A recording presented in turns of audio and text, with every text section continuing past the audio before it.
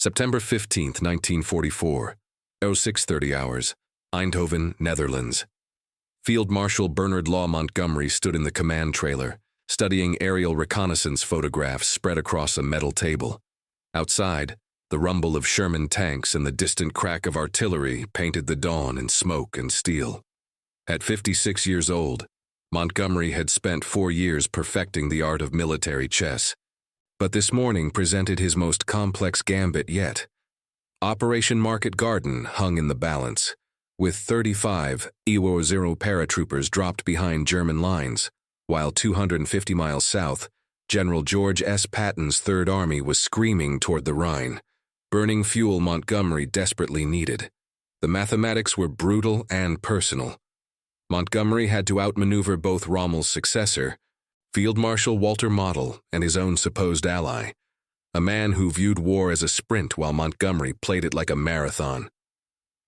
The smell of diesel exhaust and wet canvas filled the trailer as Montgomery traced his finger along the road to Arnhem, knowing that in the next 72 hours, he would either prove his methodical approach superior to Patton's aggression or watch both their reputations crumble in the Dutch countryside. The rivalry between Montgomery and Patton represented more than personal animosity. It embodied two fundamentally different philosophies of warfare colliding within the same alliance. Montgomery, the methodical architect of victory at El Alamein, approached battle like a surgeon, precise and calculated, every move planned 3 steps ahead. Patton, the swashbuckling cavalry officer turned tank commander, viewed war as controlled chaos, believing speed and audacity could overcome any defensive position. Their conflict began in Sicily, escalated in Normandy, and reached its crescendo in the autumn of 1944, when both men commanded massive army groups racing toward the same German frontier. What made Montgomery's position particularly complex was his dual challenge. He had to defeat German resistance while simultaneously outmaneuvering Patton for resources, priority, and Eisenhower's favor. Archive records from the Imperial War Museum reveal that Montgomery understood this dynamic perfectly. Writing in his personal diary, "Fighting 2 wars simultaneously teaches one to think in dimensions ordinary generals never consider." The first demonstration of Montgomery's double-edged brilliance occurred during the Sicily campaign in July 1943, when he transformed what appeared to be Patton's triumph into his own strategic victory. As Patton's 7th Army raced toward Palermo on the western coast, capturing headlines and territory at breakneck speed, Montgomery quietly repositioned his 8th Army for the real prize, the heavily fortified port of Catania. German records captured after the war revealed that Field Marshal Albert Kesselring had positioned his best divisions, the Hermann Göring Panzer Division and the 15th Panzer Grenadier Division, directly in Patton's path, expecting the American to continue his characteristic frontal assault. Montgomery recognized this trap and deliberately allowed Patton to continue his headline-grabbing advance while shifting his own forces toward the lightly defended southeastern approaches to Mount Etna. The genius lay not in what Montgomery did, but in what he allowed Patton to believe he was winning. While Patton battled elite German units in mountainous terrain perfect for defense, Montgomery's forces infiltrated behind German lines, cutting off their retreat routes and forcing Kesselring to abandon positions that had taken weeks to fortify. By August 1st, when Patton finally reached Palermo, he discovered that Montgomery had already secured the strategic objectives that would determine the campaign's outcome. German communications intercepted by Ultra revealed confusion in their high command, with one staff officer noting, "The British general fights like a spider, weaving webs we only see after we are trapped." The second masterpiece unfolded in Normandy during Operation Goodwood in July 1944, where Montgomery orchestrated what appeared to be a costly failure, but actually served as the perfect deception. Intelligence reports from the German 7th Army, preserved in the Bundesarchive, show that by July 18th, Rommel and his successor Model had concentrated 7 panzer divisions around Caen, convinced that Montgomery's armored thrust represented the primary Allied breakout attempt. What they failed to realize, and what Patton himself missed in his criticism of Montgomery's timid advance, was that Goodwood was never intended to achieve breakthrough. While Montgomery absorbed the attention and reserves of every available German panzer division, Patton's Third Army was secretly preparing for Operation Cobra, 50 miles west. The beauty of Montgomery's deception lay in its psychological sophistication. He knew Patton's ego would demand immediate exploitation of any German weakness, so he created the appearance of weakness where he actually intended strength, and the appearance of strength where breakthrough was planned. German war diaries revealed desperate attempts to understand Montgomery's intentions, with General Heinrich Eberbach writing, "The British commander fights with his mind, not just his tanks. We counter his moves only to discover they were never his real moves at all." When Cobra launched on July 25th, German reserves were 60 miles away, committed to stopping an attack that had already achieved its objective by simply existing. Montgomery's third demonstration of dual superiority emerged during the Falaise Pocket Battle in August 1944, where he simultaneously trapped the German 7th Army and positioned himself as the architect of victory, while allowing Patton to believe he was leading the envelopment. Ultra intercepts revealed that by August 12th, German High Command recognized they faced potential encirclement, with Model desperately requesting permission to withdraw before the pocket closed completely. Montgomery understood the terrain and German psychology perfectly. The narrow gap between Falaise and Argentan represented the only escape route for 150 Iwauzaran German troops and 2 Iwauzaran vehicles. Rather than race Patton to close the gap, which would have resulted in a chaotic meeting engagement, Montgomery positioned his Canadian First Army to serve as the anvil, while encouraging Patton's Third Army to function as the hammer. The genius lay in Montgomery's communication strategy. He sent carefully worded messages to Eisenhower suggesting that Patton's aggressive spirit made him the ideal commander to close the pocket from the south, while Montgomery's methodical approach would ensure no Germans escaped northward. Patton, reading these messages, interpreted them as recognition of his superior offensive capabilities and drove his forces forward with characteristic intensity. What Patton failed to realize was that Montgomery had positioned his forces to channel the German retreat directly into the path of American armor, while maintaining escape routes that appeared open, but actually led into carefully prepared killing zones. German survivors interviewed after the war described the psychological impact of facing Montgomery's calculated pressure, with one officer noting, "Fighting the Americans was like fighting a hurricane, violent but predictable. Fighting the British under Montgomery was like fighting quicksand. The harder you struggled, the deeper you sank." If you want to discover how a methodical British general consistently outmaneuvered both German field marshals and America's most aggressive tank commander using pure psychology, please leave a like on this video. This helps YouTube share these forgotten strategic masterpieces with more people. And subscribe to the channel if you haven't already, for more untold stories of military genius. The fourth example of Montgomery's sophisticated strategy occurred during the battle for the Scheldt Estuary in October 1944, where he solved two problems simultaneously, opening Antwerp's port facilities while demonstrating to Eisenhower that Patton's fuel-hungry advance had created more problems than solutions. By September 1944, Patton's Third Army had advanced so rapidly across France that its supply lines stretched over 400 miles, consuming 400,000 gallons of gasoline daily while accomplishing minimal strategic objectives. Montgomery recognized that Antwerp, captured intact but inaccessible due to German control of the Scheldt approaches, represented the solution to the entire Allied supply crisis.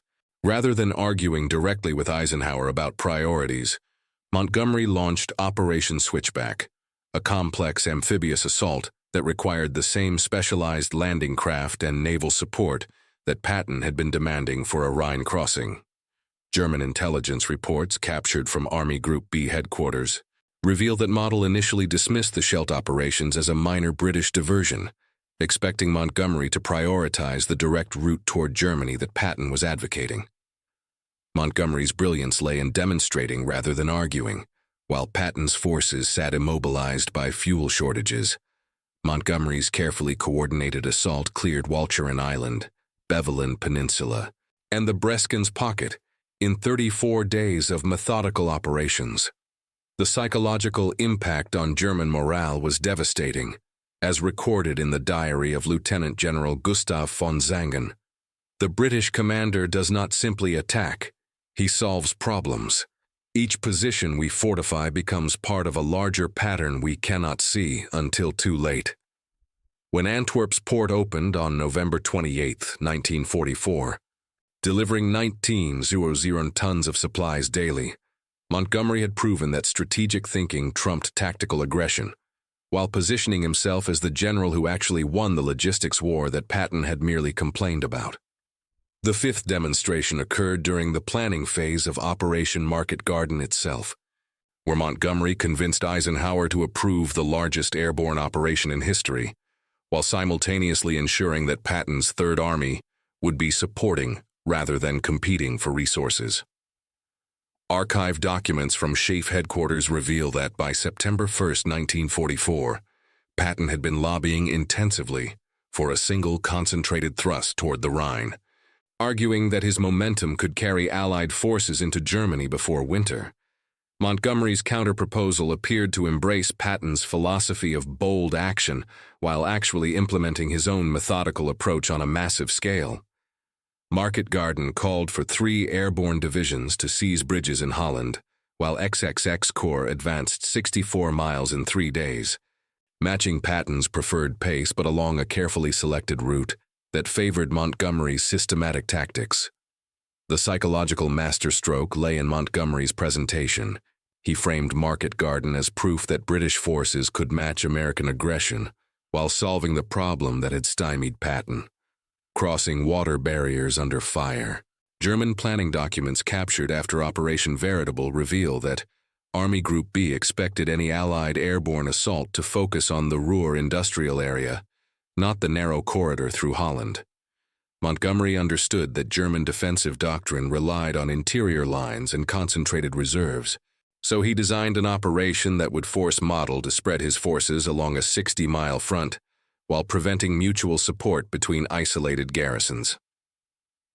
The genius lay in making Patton's supporters believe they were witnessing British adoption of American tactics, while actually implementing a complex, multi-phase operation that required the precise timing and coordination that only Montgomery's methodical approach could provide. How many of you have a grandfather, father, or uncle who served and never talked about the strategic battles behind the battles they fought? These command-level stories are disappearing from memory. Leave a comment now saying just, strategy matters more. When you comment, you're not just supporting this channel. You're preserving the memory of military leaders who fought wars with their minds as much as their weapons. Let's honor these forgotten strategic geniuses together.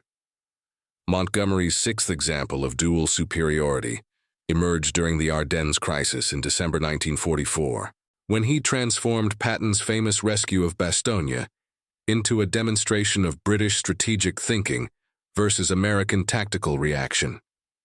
On December 16th, when German forces launched Operation Wacht am Rhein, both Montgomery and Patton faced the same challenge: how to respond to Hitler's surprise counteroffensive without compromising their own planned operations. Patton's response was characteristically direct. He wheeled his Third Army 90 degrees north and drove toward Bastogne with maximum speed and force. Montgomery's approach was more subtle but ultimately more effective. He convinced Eisenhower to place all forces north of the breakthrough under British command, including the U.S. 1st and 9th Armies, while allowing Patton to maintain independent command of his relief operation. German intelligence assessments, preserved in Wehrmacht archives, reveal that Hitler and his staff expected the American response to follow Patton's model: immediate counterattack with whatever forces were available. What they failed to anticipate was Montgomery's systematic approach to crisis management. Rather than rushing forces piecemeal into battle, Montgomery spent 48 hours reorganizing the entire northern sector of the front, establishing coherent command structures and reserve positions that could absorb further German attacks while preparing for coordinated counteroffensives.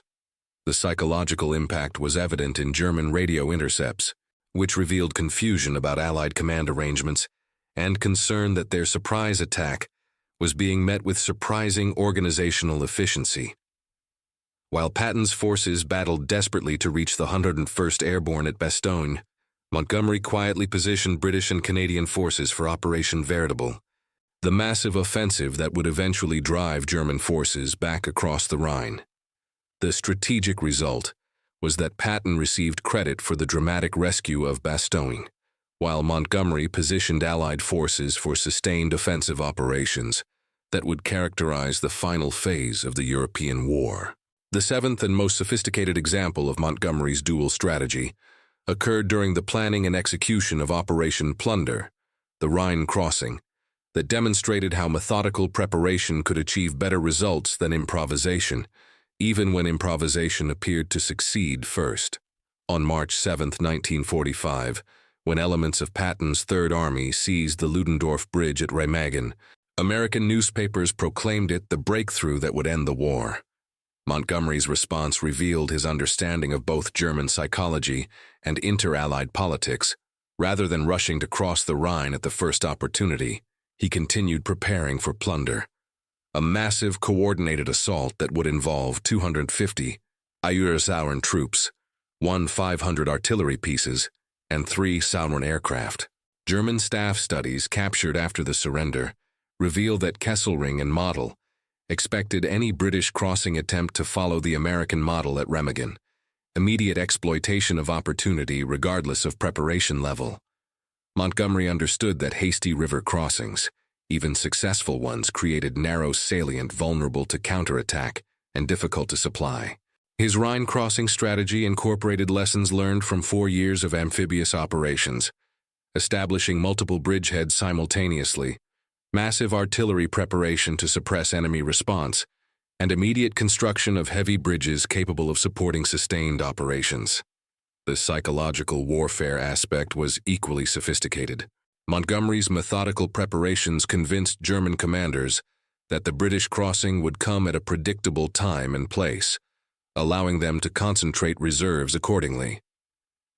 When Plunder launched on March 23rd, German forces found themselves defending against an operation that exceeded their defensive calculations in every dimension, scale, coordination, and sustainability.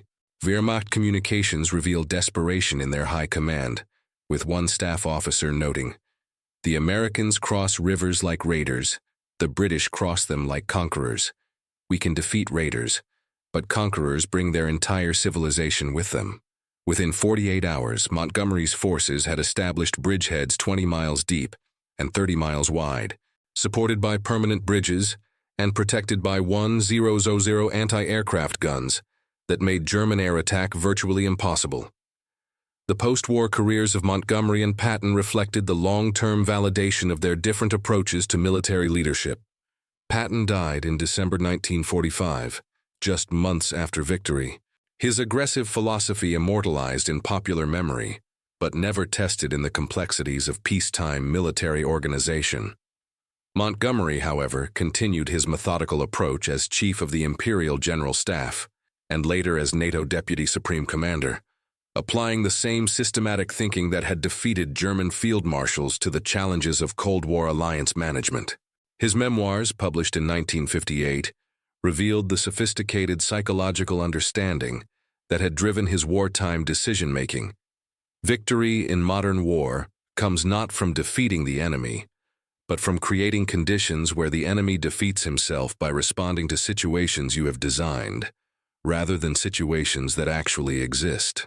Intelligence archives declassified in the 1970s confirmed Montgomery's assessment of his German opponents, revealing that Rommel, Model, and Rundstedt had consistently overestimated Allied strength when facing Montgomery's forces, while underestimating Allied capabilities when facing Patton's more conventional attacks. The difference lay not in tactical competence, but in psychological sophistication.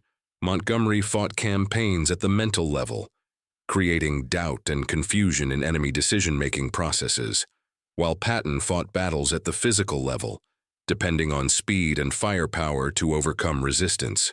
The equipment and innovations that Montgomery employed in his psychological warfare against both Germans and Americans have largely disappeared from military museums, overshadowed by more dramatic weapons and vehicles. His command trailer, where so many of these strategic deceptions were planned, was sold for scrap in 1947, though a replica exists at the Tank Museum in Bovington. The ultra-intercepts that provided him with German reaction to his strategies remain classified in many cases, but the portions available to researchers reveal the sophisticated level of psychological analysis that Montgomery brought to operational planning. His personal maps, marked with his own hand, show not just German positions but American unit locations, indicating his constant awareness of the dual nature of his strategic challenge. Perhaps most tellingly, German staff officers interviewed after the war consistently described Montgomery as their most psychologically challenging opponent, not because of his tactical innovations, but because of his ability to anticipate and manipulate their decision-making processes. Field Marshal Erich von Manstein, considered by many the finest German general, wrote in his memoirs, "Fighting Montgomery was like playing chess against an opponent who could see more moves ahead than you could calculate, and who understood that the real battle was taking place in your mind, not on the ground." Montgomery's approach to warfare offers enduring lessons about the power of systematic thinking over reactive improvisation, regardless of context. His ability to fight simultaneously on multiple levels, tactical, strategic, psychological, and political, demonstrates that true military genius lies not in single moments of inspiration, but in sustained intellectual superiority applied over time. His rivalry with Patton, rather than weakening the Allied cause, actually strengthened it by forcing both men to exceed their individual capabilities in pursuit of victory over each other, as well as their common enemy. The historical record suggests that Montgomery understood something about conflict that remains relevant today, that winning requires not just defeating your opponent's capabilities, but understanding and manipulating their decision-making processes. In an age where information warfare and psychological operations play increasing roles in international conflict, Montgomery's example of fighting wars with the mind as much as with machines offers timeless insights into the nature of strategic competition. If this story moved you the same way it moved us, do us a favor. Leave a like on this video. Every like tells YouTube to show this story to more people. Subscribe to the channel and activate notifications. We're rescuing forgotten stories from dusty archives every day. Stories about generals who fought with psychology as much as firepower. Soldiers who understood that the real battle takes place in the mind. Commanders who proved that thinking 3 steps ahead beats charging straight ahead. Real people, real genius. Leave a comment now and tell us where you're watching from. United States, United Kingdom, Canada, Australia, Germany, Netherlands. Our community extends around the world. You're not just a viewer. You're part of keeping these memories alive. Tell us your location. Tell us if someone in your family served. Just let us know you're here. Thank you for watching, and thank you for ensuring that Bernard Montgomery's psychological masterpieces don't disappear into silence. These strategic geniuses deserve to be remembered, and you're helping make that possible. The broader implications of Montgomery's psychological warfare extended far beyond individual battles, shaping the entire Allied approach to combined operations and establishing principles that would influence military doctrine for decades. Archived documents from the combined chiefs of staff reveal that by late 1944, Eisenhower had begun incorporating Montgomery's systematic deception methods into overall Allied strategy, recognizing that the British general's ability to manipulate German decision-making processes represented a force multiplier equivalent to several additional divisions. The sophistication of Montgomery's approach becomes evident in declassified intelligence reports from the German High Command, which show increasing confusion and paranoia about Allied intentions as Montgomery's influence on operational planning expanded. General Franz Halder, former chief of the German General Staff, wrote in his post-war analysis, "Montgomery fought campaigns the way a master chess player approaches grandmaster competition, always thinking several moves ahead while forcing his opponents to respond to threats that existed primarily in their own minds." This psychological dimension of Montgomery's generalship represented something entirely new in modern warfare: the systematic application of cognitive manipulation to achieve strategic objectives that pure firepower could not accomplish. The technical aspects of Montgomery's deception operations reveal a level of detail that bordered on scientific precision, incorporating everything from dummy radio traffic to carefully staged reconnaissance flights designed to reinforce German misconceptions about Allied intentions. Operation Fortitude, the massive deception campaign that convinced German intelligence that D-Day would come at Pas-de-Calais rather than Normandy, bore Montgomery's psychological fingerprints throughout its planning and execution. British intelligence files, declassified in the 1990s, show that Montgomery personally reviewed every element of the deception, from the placement of inflatable Sherman tanks in Kent to the scripted radio conversations between fictional unit commanders. The genius lay in Montgomery's understanding that effective deception required not just creating false information, but creating false information that confirmed what the enemy already wanted to believe. German commanders, trained in the tradition of direct assault and concentrated force, expected Allied strategy to follow similar patterns, making them vulnerable to operations that appeared to conform to their expectations, while actually implementing entirely different approaches. The psychological profile that Montgomery developed of his German opponents proved remarkably accurate, with post-war interviews confirming that Rommel, Model, and Rundstedt had indeed made the strategic assumptions that Montgomery had anticipated and exploited. Montgomery's relationship with intelligence services represented another dimension of his superiority over more conventional generals like Patton, who viewed reconnaissance as simply gathering information about enemy positions and strength. Montgomery understood that intelligence could be weaponized, used not just to understand enemy capabilities, but to influence enemy decision-making through carefully planted misinformation and strategic revelation of selected truths. His collaboration with the Special Operations Executive and later the Office of Strategic Services created feedback loops that allowed him to monitor German reactions to his deceptions and adjust his strategies accordingly. Intercepted German communications reveal the cumulative psychological impact of Montgomery's approach, with enemy commanders expressing increasing uncertainty about their ability to predict Allied actions and growing distrust of their own intelligence assessments. Field Marshal Gerd von Rundstedt, Atlantic Wall commander and one of Germany's most experienced generals, admitted in his post-war debriefing that Montgomery's operations had created a climate of doubt that infected every level of German planning, from tactical positioning to strategic reserve deployment. The economic dimensions of Montgomery's strategic thinking demonstrated yet another level of sophistication that separated him from purely military-minded generals like Patton. Montgomery understood that modern warfare was fundamentally an economic competition, with victory ultimately determined by the side that could most efficiently convert industrial capacity into combat effectiveness. His emphasis on methodical preparation and overwhelming material superiority reflected this understanding. But more importantly, his psychological operations were designed to force German forces to expend resources inefficiently while preserving Allied strength for decisive operations. The Falaise Pocket campaign provides the perfect example of this economic warfare approach, where Montgomery's patient maneuvering forced German forces to consume fuel and ammunition in desperate breakout attempts, while simultaneously preventing the organized withdrawal that could have preserved experienced units for future operations. German logistics reports from the Normandy campaign, captured by Allied forces, reveal the devastating impact of Montgomery's strategy on enemy resource management, with Wehrmacht units reporting ammunition shortages, fuel crises, and equipment breakdowns that stemmed not from Allied interdiction, but from the chaotic movement patterns that Montgomery's psychological pressure had induced.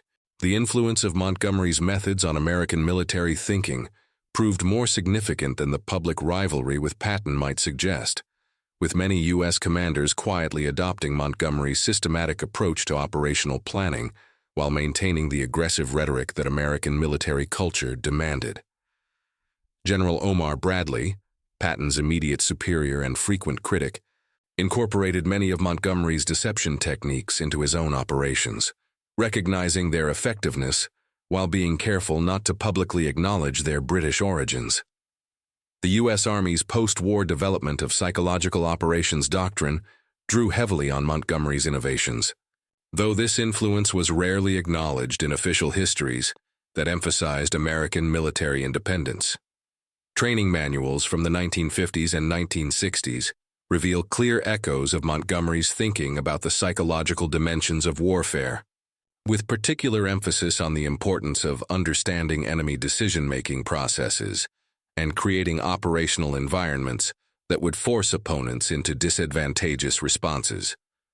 The irony is that Montgomery's greatest victory over Patton may have been his indirect influence on American military doctrine, spreading his methodical, psychologically sophisticated approach throughout the U.S. Army long after both generals had left active service.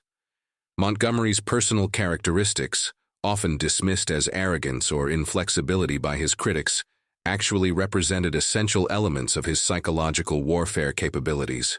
His famous attention to detail and insistence on thorough preparation were not just personal quirks, but calculated psychological tools designed to project an image of invincibility and systematic competence that would influence both his own troops and enemy observers.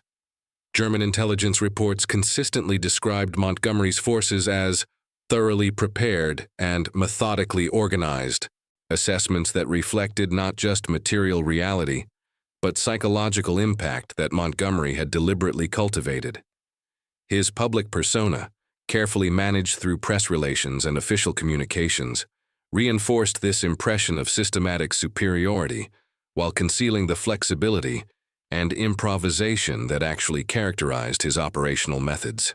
The contrast with Patton's more flamboyant leadership style was not accidental, but strategic, with Montgomery understanding that different psychological approaches were required for different audiences, allies, and enemies alike.